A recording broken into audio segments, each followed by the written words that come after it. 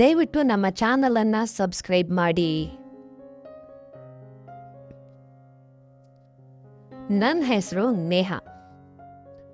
ವಯಸ್ಸು 29 ಆಗಿದೆ.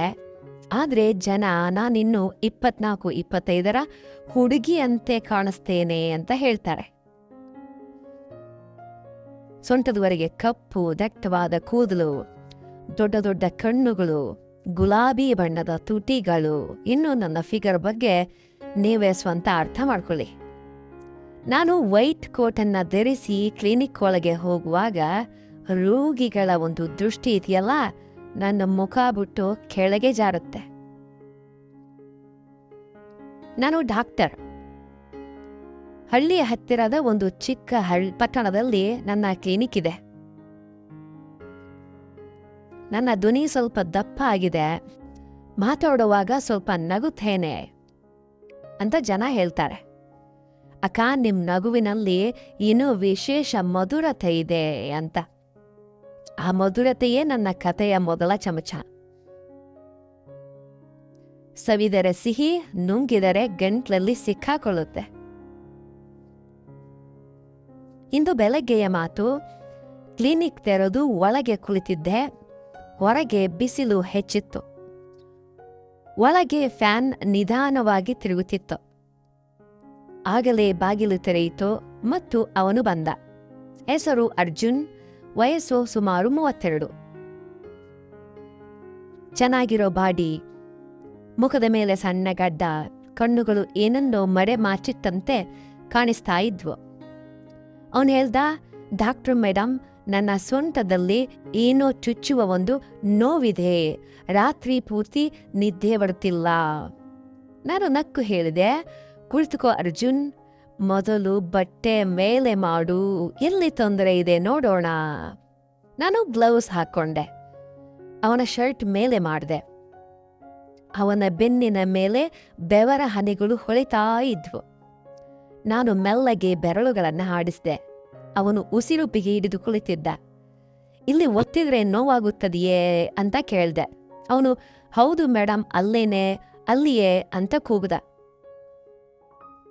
ನಾನು ಹೇಳ್ದೆ, ಅರ್ಜುನ, ನಿನ್ನ ಮಾಂಸಖಂಡಗಳು ತುಂಬ ಟೈಟ್ ಆಗಿದ್ದಾವೆ. ದಿನಾಲು ಟ್ರ್ಯಾಕ್ಟರ್ ಓಡಿಸ್ತೀಯಾ ಅಲ್ವೇ ಅಂತ. ಅವನು ನಗತಾ, ಹೌದು ದೀದಿ, ಹೊಲದಲ್ಲಿ ದಿನಪೂರ್ತಿ ಬಗ್ಗಿ ಕೆಲಸ ಮಾಡ್ತೇನೆ. ಆದರೆ ಒಳಗಿನಿಂದ ಯಾರೋ ಎಳಿತಾ ಇದ್ದಾರೆ ಅನ್ನೋಂತೆ ಒಂದು ನೋವಿದೆ, ಹಾಗನ್ನಿಸ್ತಾ ಇದೆ ಅಂತಂದ. ನಾನು ಯೋಚಿಸಿದೆ, ನೋವನ್ನು ಹೊರಗೆ ತೆಗೆಯುವುದು, ಒಳಗಿನಿಂದ ಎಳೆಯುವುದು ನನ್ನದೇ ಕೆಲಸವೇ ಅಂತ. ನಂತರ ನಾನು ಹೇಳ್ದೆ, ಬೆಡ್ ಮೇಲೆ ಮಲ್ಕೋ. ಸ್ವಲ್ಪ ಎಣ್ಣೆ ಹಚ್ಚಿ ಮಸಾಜ್ ಮಾಡಿದ್ರೆ ನೋವು ತಕ್ಷಣ ಓಡಿ ಹೋಗುತ್ತೆ. ಅವನು ಏನು ಹೇಳ್ದೆ, ಮಲಕ್ಕೊಂಡ ಬೆಡ್ ಮೇಲೆ. ನಾನು ಎಣ್ಣೆಯ ಬಾಟಲ್ ತೆರೆದೆ. ಬಿಸಿ ಎಣ್ಣೆಯ ಸುವಾಸನೆ ಕೊನೆಯಲ್ಲೆಲ್ಲ ಹರಡಿತ್ತು. ನಾನು ಅವನ ಸೊಂಟದ ಮೇಲೆ ಎಣ್ಣೆ ಹಾಕಿ ಮೆಲ್ಲಗೆ ಮಸಾಜನ್ನು ಶುರು ಮಾಡಿದೆ. ನನ್ನ ಬೆರಳುಗಳು ರೇಷ್ಮೆಯ ದಾರದಂತೆ ಜಾಡ್ತಾ ಇದ್ವು. ಅವನು ಕಣ್ಣು ಮುಚ್ಚಿ ಮಲಗಿದ್ದ. ನಾನು ಕೇಳಿದೆ, ಅರ್ಜುನ, ಮದುವೆ ಆಗಿದ್ಯಾ? ಅವನು, ಇಲ್ಲ ದೀದಿ, ಅಮ್ಮ ಹುಡುಕ್ತಾ ಇದ್ದಾರೆ ಅಂತೇಳಿ ನಾಚ್ಕೊಂಡ. ನಾನು ನಗತಾ ಹೇಳ್ದೆ, ಹಾಗಾದ್ರೆ ಇನ್ನು ಯಾರೂ ನಿನ್ನನ್ನ ಹಿಡಿಯಲಿಲ್ವಾ ಅಥವಾ ಹಿಡಿಸ್ಲಿಲ್ವಾ ಅಂತ. ಅವನು ನಾಚ್ಕೊಂಡ. ಹಿಡಿಯುವವಳು ನಿನ್ನಂಥವಳೇ ಬೇಕು ಅಂತಂದ. ನಾನು ನಗು ನಿಲ್ಲಿಸಿದೆ. ಆದರೆ ಹೃದಯದಲ್ಲಿ ಸ್ವಲ್ಪ ಗುದುಗುದಿ ಆಯಿತು. ಮಸಾಜ್ ಮಾಡುತ್ತಾ ನನ್ನ ಕೈಗಳು ಅವನ ಸೊಂಟದ ಕೆಳಗೆ ಹೋದವು. ಅವನು ಚೀರಿದ, ದೀದಿ, ಸ್ವಲ್ಪ ಕೆಳಗೆ ಅಂತಂದ. ನಾನು ಹೇಳ್ದೆ, ಅರೆ, ನೋವು ಇಲ್ಲಿಯವರೆಗೆ ಹರಡಿದೆ, ಹೆದರಬೇಡ. ನನ್ನ ಬೆರಳುಗಳು ಅವನ ತೊಡೆಯ ಅಂಚಿನವರೆಗೆ ತಲುಪಿದವು. ಅವನ ಉಸಿರಾಟ ವೇಗವಾಯಿತು. ನಂತರ ನಾನು ಹೇಳ್ದೆ, ಈಗ ಪಲ್ಟಿಯಾಗಿ ಮಲ್ಗು, ಉಲ್ಟಾ ಮಲ್ಗು ಅಂತ. ಅವನು ಸಂಕೋಚಪಟ್ಟರು ಉಲ್ಟಾ ಮಲಗ್ದ. ನಾನು ಅವನ ಹೊಟ್ಟೆಯ ಮೇಲೆ ಎಣ್ಣೆ ಹಾಕಿ ಮಸಾಜ್ ಮಾಡಿದೆ. ನನ್ನ ಬೆರಳುಗಳು ಹೊಟ್ಟೆಯ ಸುತ್ತ ಸುತ್ತುತ್ತಾ ಇದ್ವು.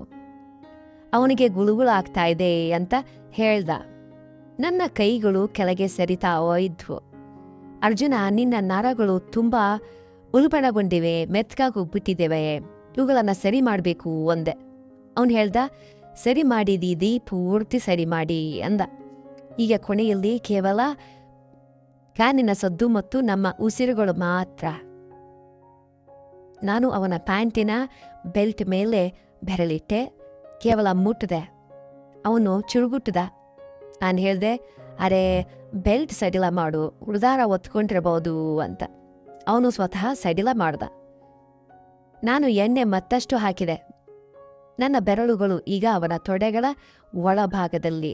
ಅವನು ದೀರ್ಘವಾಗಿ ಉಸಿರು ಬಿಡ್ತಾ ಇದ್ದ. ನಾನು ಕೇಳಿದೆ, ಅರ್ಜುನ್, ಈಗ ಹೇಳು, ನೋವು ಎಲ್ಲಿದೆ ಅಂತ. ಅವನು ಹೇಳ್ದ, ದೀದಿ, ಈಗ ನೋವು ಬೇರೆಡೆ ಹೋಗಿದೆ ಅಂತ. ನಾನು ನಗತಾ ಹೇಳ್ದೆ, ಬೇರೆಡೆ ತೋರಿಸು ಒಂದು ಬಾರಿ ಅಂತ. ಅವನು ನಾಚ್ಕೊಂಡ. ನಾನು ಹೇಳ್ದೆ, ಹೆದರ್ಬೇಡ, ನಾನು ಡಾಕ್ಟರ್, ಎಲ್ಲಿ ನೋಡುತ್ತೇನೆ, ಎಲ್ಲ ನೋಡುತ್ತೇನೆ ಅಂತ. ಅವನು ಮೆಲ್ಲಗೆ ತನ್ನ ಸ್ವಂತ ಪ್ಯಾಂಟ್ ಸ್ವಲ್ಪ ಕೆಳಗೆ ಎಳೆದ. ನಾನು ನೋಡಿದೆ, ಅವನ ಅಂಡರ್ವೇರ್ ಮೇಲೆ ಎಣ್ಣೆಯ ಕಲೆ ಇತ್ತು. ನಾನು ನಗ್ತಾ ಹೇಳ್ದೆ, ಅರೆ ಎಣ್ಣೆ ಇಲ್ಲಿವರೆಗೂ ಬಂದಿದೆ. ಅವನು ಹೇಳ್ದ, ದೀದಿ ನಿಮ್ಮ ಕೈ. ನಾನು ಹೇಳ್ದೆ, ಕೈ ಇನ್ನೂ ನಿಂತಿಲ್ಲ. ನಾನು ಬೆರಳುಗಳನ್ನು ಮೆಲ್ಲಗೆ ಆಡಿಸಿದೆ. ಕೇವಲ ಕೊನೆಯಲ್ಲಿ ಅಂಚಿನಲ್ಲಿ ಒಳಗೆ ಹೋಗದೆ ಅವನ ಉಸಿರು ಇನ್ನಷ್ಟು ವೇಗವಾಯಿತು. ನಾನು ಹೇಳ್ದೆ, ಅರ್ಜುನ, ನಿನ್ನ ನರಗಳು ತುಂಬ ಬಿಸಿಯಾಗಿದ್ದಾವೆ, ಇವುಗಳನ್ನು ತಣ್ಣಗಾಗಿಸ್ಬೇಕು. ನಾನು ಫ್ರಿಜ್ಜಿನಿಂದ ಐಸ್ ಪ್ಯಾಕನ್ನು ತೆಗೆದೆ. ಕೋಲ್ಡ್ ಪ್ಯಾಕ್ ಅವನ ತೊಡೆ ಮೇಲೆ ಇಟ್ಟೆ. ಅವನು ನಡುಗಿದ. ನಾನು ಹೇಳ್ದೆ, ಈಗ ಬಿಸಿ ಮತ್ತು ತಣ್ಣಗೆ ಎರಡನ್ನೂ ಕೂಡ ಬಳಸ್ತೇನೆ. ಒಂದು ಕೈಯಿಂದ ಐಸ್ ಪ್ಯಾಕನ್ನು ಹೊತ್ತಿದೆ, ಇನ್ನೊಂದು ಕೈಯಿಂದ ಬಿಸಿ ಎಣ್ಣೆ. ಅವನು ಎರಡರ ನಡುವೆ ಸಿಲ್ಕ್ ಹಾಕೊಂಡಿದ್ದ, ಬಿಸಿ ಮತ್ತು ತಣ್ಣಗಿನ ನಡುವೆ. ಅವನು ಹೇಳ್ದ, ದೀದಿ, ಇದು ಏನು ಮಾಡ್ತಾ ಇದೆಯಾ ಅಂತ. ನಾನು ಹೇಳ್ದೆ, ಚಿಕಿತ್ಸೆ, ಕೇವಲ ಟ್ರೀಟ್ಮೆಂಟ್.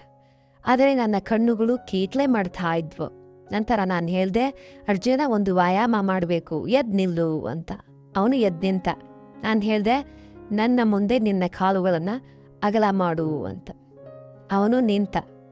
ನಾನು ಅವನ ಮುಂದೆ ಮೊಣಕಾಲನ್ನು ಉರಿಕುಳಿತೆ. ನನ್ನ ಕಣ್ಣುಗಳು ಅವನ ಹೊಟ್ಟೆಯ ಮುಂದೆ, ಕರೆಕ್ಟಾಗಿ ಅವನ ಹೊಟ್ಟೆಯ ಮುಂದೆಯೇ ಇದ್ವು. ನಾನು ಹೇಳ್ದೆ, ಈಗ ನಾನು ನಿನ್ನ ಸೊಂಟವನ್ನು ಹಿಡಿತೇನೆ, ನೀನು ಬಗ್ಗು. ನಾನು ಅವನ ಸೊಂಟವನ್ನು ಹಿಡಿದೆ ಎರಡೂ ಕೈಗಳಿಂದ. ನನ್ನ ಬೆರಳುಗಳು ಅವನ ಚರ್ಮದ ಒಳಗೆ ಆಳಕ್ಕೆ ಹೋದವು. ಅವನು ಬಗ್ಗದ. ಅವನ ಮುಖ ನನ್ನ ಮುಖದ ಹತ್ತಿರ ಬಂತು.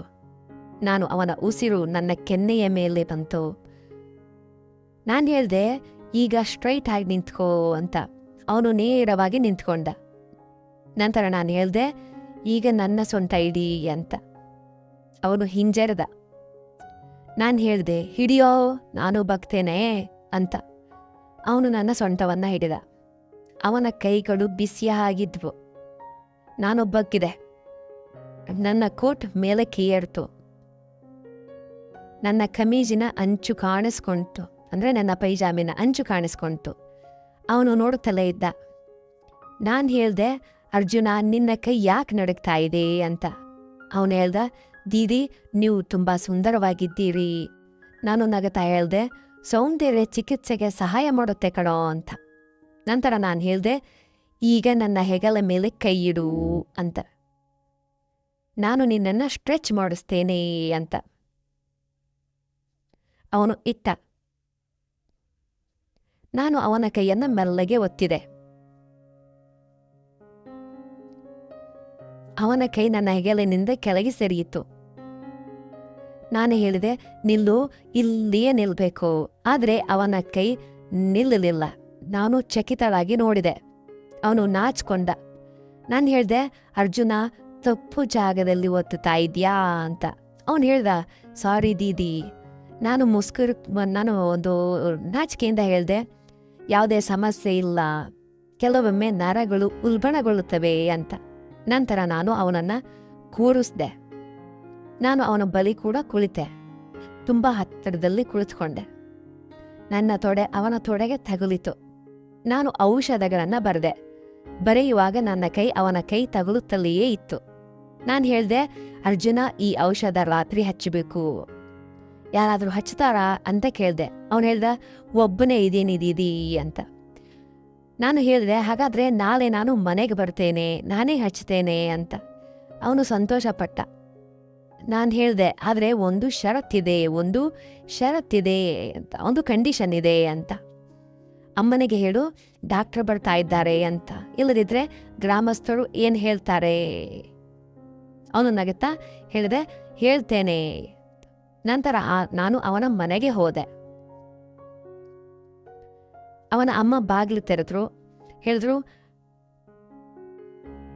ನೀನು ದೇವ್ರಂತೆ ಬಂದಿದ್ಯಾ ಕಣಮ್ಮ ಅಂತ. ನಾನು ಒಳಗೋದೆ. ಅರ್ಜುನ ಕೊನೆಯಲ್ಲಿ ಇದ್ದ. ಅಮ್ಮ ಚಹಾ ಮಾಡೋದಕ್ಕೆ ಅಂತೇಳಿ ಹೋದ್ರು. ನಾನು ಬಾಗಿಲು ಮುಚ್ಚಿದೆ. ಅರ್ಜುನ್ ಬೆಡ್ ಮೇಲೆ ಮಲಗಿದ್ದ. ನಾನು ಹೇಳಿದೆ, ಬಟ್ಟೆ ತೆಗಿಯೆ ಅಂತ. ಅವನು ತೆಗೆಯೋದಕ್ಕೆ ಶುರು ಮಾಡ್ದ. ನಾನು ಎಣ್ಣೆ ಬಿಸಿಯೇ ಮಾಡಿದೆ. ಈ ಬಾರಿ ನನ್ನ ಕೋಟ್ ತೆಗೆದೆ. ಕೇವಲ ಟಾಪ್ ಮತ್ತು ಸ್ಕರ್ಟ್ ಇತ್ತು. ನಾನು ಅವನ ಮೇಲೆ ಬಗ್ಗಿದೆ. ನನ್ನ ಕೂದಲು ಅವನ ಮುಖದ ಮೇಲೆ ಬಿದ್ವು. ನಾನು ಎಣ್ಣೆ ಹಾಕ್ದೆ. ನನ್ನ ಬೆರಳುಗಳು ಮತ್ತೆ ನೃತ್ಯ ಮಾಡೋದಕ್ಕೆ ಶುರು ಮಾಡಿದ್ವು, ಡ್ಯಾನ್ಸ್ ಮಾಡೋದಕ್ಕೆ ಶುರು ಮಾಡಿದ್ವು ನನ್ನ ಬೆರಳುಗಳೆಲ್ಲ. ಅವನು ಹೇಳ್ದ, ದೀದಿ ಇಂದು ನೋವು ಕಡಿಮೆ ಇದೆ. ನಾನು ಹೇಳ್ದೆ, ಆದರೂ ಈ ಪೂರ್ತಿ ಕೋರ್ಸನ್ನು ಮುಗಿಸ್ಲೇಬೇಕು ಅಂತ. ನಾನು ಅವನ ಎದೆ ಮೇಲೆ ಎಣ್ಣೆ ಹಾಕ್ದೆ. ನನ್ನ ಬೆರಳುಗಳು ಅವನ ಎದೆಯ ರೋಮಗಳಲ್ಲಿ ಸಿಕ್ಕಾಕ್ಕೊಂಡ್ವು. ಅವನು ಉಸಿರು ವೇಗವಾಗಾಯಿತು. ಅವನು ಬಿಸಿ ಉಸಿರು ಸ್ಪೀಡ್ ಆಗೋಗೋಯ್ತು. ನಾನು ಹೇಳ್ದೆ, ಅರ್ಜುನ ನಿನ್ನ ಹೃದಯ ಬಡಿತ ತುಂಬ ವೇಗವಾಗಿದೆ ಅಂತ. ಅವನು ಹೇಳ್ದ, ದೀದಿ ನೀವು ಹತ್ತಿರ ಇದ್ದೀರಾ ಅಲ್ವೇ? ನಾನು ನಗುತ್ತಾ ಹೇಳ್ದೆ, ಹತ್ತಿರ ಇನ್ನಷ್ಟು ಬರ್ತೇನೇ ಅಂತ. ನಾನು ಅವನ ಮೇಲೆ ಇನ್ನಷ್ಟು ಬಗ್ಗಿದೆ. ನನ್ನ ಎದೆ ಅವನ ಎದೆಗೆ ತಗುಲುವ ಹೊತ್ತಿಗೆ ಬಾಕಿಲು ತಟ್ಟಿತು. ಅವರ ಅಮ್ಮ ಚಹಾ ತಂದ್ರು. ನಾನು ತಕ್ಷಣ ಹಿಂದಕ್ಕೆ ಸರಿದೆ. ಅಮ್ಮ ಹೇಳಿದ್ರು, ಬೇಟಾ ಚಹಾ ಕುಡೀರಿ ಅಂತ. ನಾವು ಮೂವರು ಕುಳಿತು ಚಹಾ ಕುಡಿದ್ವು. ಅಮ್ಮ ಹೇಳಿದ್ರು, ನೇಹಾ ಬೇಟಿ ನೀನು ಮದುವೆ ಯಾಕೆ ಮಾಡ್ಕೊಳ್ಳೋದಿಲ್ಲ ಅಂತ. ನಾನು ಹೇಳಿದೆ, ಅಮ್ಮ ಸರಿಯಾದ ಹುಡುಗ ನನಗೆ ಸಿಕ್ಕಿಲ್ಲ, ಅದಕ್ಕೆ ನಾನು ಮದುವೆ ಆಗಿಲ್ಲ ಅಂತ. ಅರ್ಜುನ ನಕ್ಕ. ರಾತ್ರಿ ನಾನು ಮನೆಗೆ ಹಿಂತಿರುಗಿದೆ. ನಿದ್ದೆಗೆ ಮಲಗುವಾಗ ಯೋಚನೆ ಮಾಡಿದೆ. ಈಗ ಅರ್ಜುನ ಏನೋ ಬೇರೆನೇ ಯೋಚನೆ ಮಾಡ್ತಾ ಇದ್ದ. ಅವನ ಕಣ್ಣುಗಳಲ್ಲಿ ಏನೋ ಇತ್ತು, ನನ್ನನ್ನು ಆಕರ್ಷಿಸ್ತಾ ಇತ್ತು. ಆದರೆ ನಾನು ಡಾಕ್ಟರ್, ಅವನು ಪೇಷಂಟ್. ಆದರೂ ಹೃದಯದಲ್ಲಿ ಸ್ವಲ್ಪ ಹಲ್ಚಲ್ಲಿತ್ತು, ಸಂಕೋಚ ಇತ್ತು. ಮುಂದಿನ ಕೆಲವು ದಿನಗಳು ನಾವು ದಿನ ಭೇಟಿಯಾಗ್ತಾ ಇದ್ವು.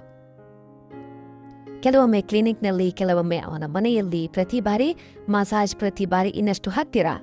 ಈ ಕತೆ ನಿಮಗೆ ಇಷ್ಟವಾದರೆ ಲೈಕ್ ಮಾಡಿ, ಶೇರ್ ಮಾಡಿ, ಸಬ್ಸ್ಕ್ರೈಬ್ ಅಂತೂ ಮರೆಯಲೇಬೇಡಿ. ಒಂದಿನ ನಾನು ಹೇಳಿದೆ, ಅರ್ಜುನ ಈಗ ನೀನು ನನಗೆ ಮಸಾಜ್ ಮಾಡೋದು ಕಲೀಸು ಅಂತ. ಅವನು ನಗುತ್ತಾ ನಾನು ಮಲಗಿದೆ. ಅವನು ನನ್ನ ಸ್ವಂತದ ಮೇಲೆ ಕೈ ಇಟ್ಟ. ಅವನ ಕೈಗಳು ನಡಗ್ತಾ ಇದ್ವು. ನಾನು ಹೇಳಿದೆ, ಎದುರುಬೇಡ, ಒತ್ತು ಅಂತ. ಅವನು ಒತ್ತೋದಕ್ಕೆ ಶುರು ಮಾಡ್ದ. ನನ್ನ ಉಸಿರು ವೇಗವಾಯಿತು. ನಾನು ಕಣ್ಣು ಮುಚ್ಚಿದೆ. ಅವನು ಕೈ ಕೆಳಗೆ ಸರಿತು. ನಾನು ಹೇಳಿದೆ, ಅರ್ಜುನ ಸಾಕು ಅಂತ. ಅವನು ನಿಂತ. ಹೌದು, ಮಸಾಜ್ ಮಾಡೋದನ್ನು ನಿಲ್ಲಿಸ್ದ. ನಾನು ಪಲ್ಟಿಯಾಗಿ ಅವನ ಕೈ ಹಿಡಿದೆ. ಹೇಳ್ದೆ, ನೀನು ಅರ್ಥ ಮಾಡ್ಕೊಳ್ತಿದ್ಯಾ? ಅವನು ಹೇಳ್ದ, ಅರ್ಥ ಆಗುತ್ತೆ ದೀದಿ ಅಂತ, ಆದರೆ ಹೃದಯ ಕೇಳೋದಿಲ್ವಲ್ಲ.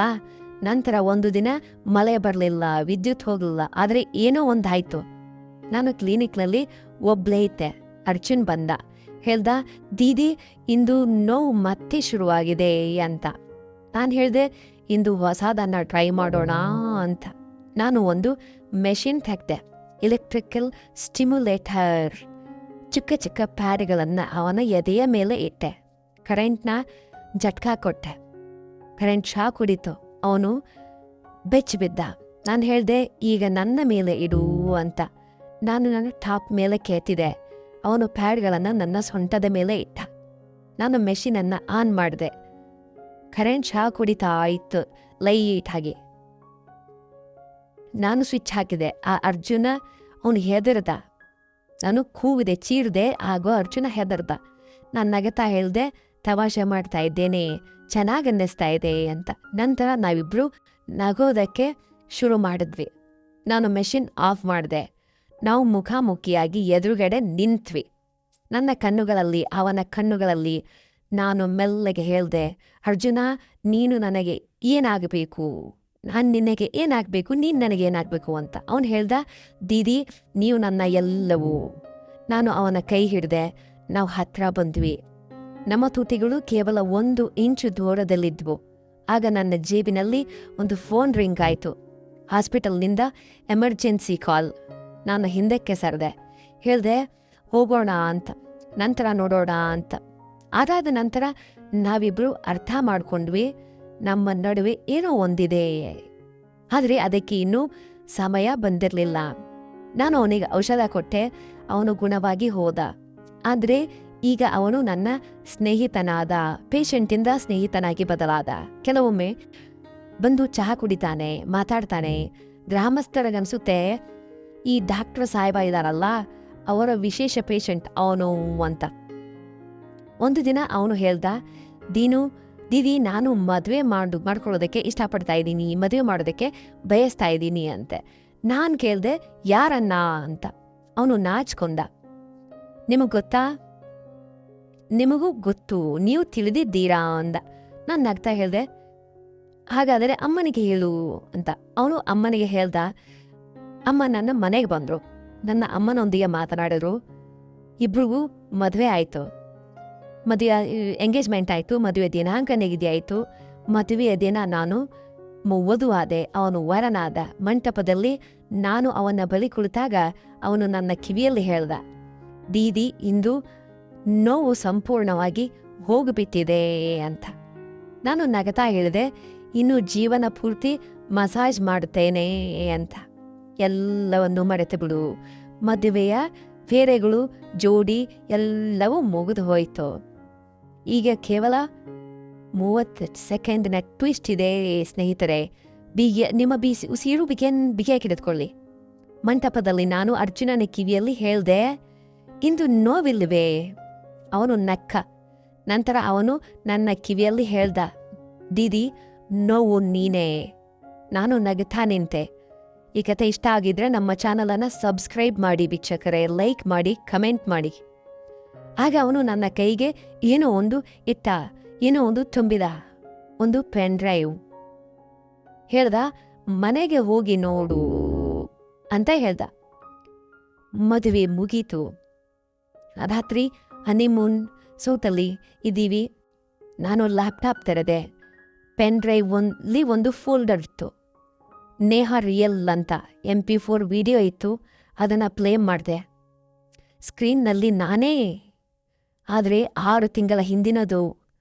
ಕ್ಲಿನಿಕ್ನ ಬೇಸ್ಮೆಂಟ್ನಲ್ಲಿ ಮೇಜಿನ ಮೇಲೆ ಮಲಗಿದ್ದ ನಾನು, ಮುಖದ ಮೇಲೆ ಮಾಸ್ಕ್ ಮತ್ತು ಮುಂದೆ ನಿಂತಿದ್ದ ಅರ್ಜುನ.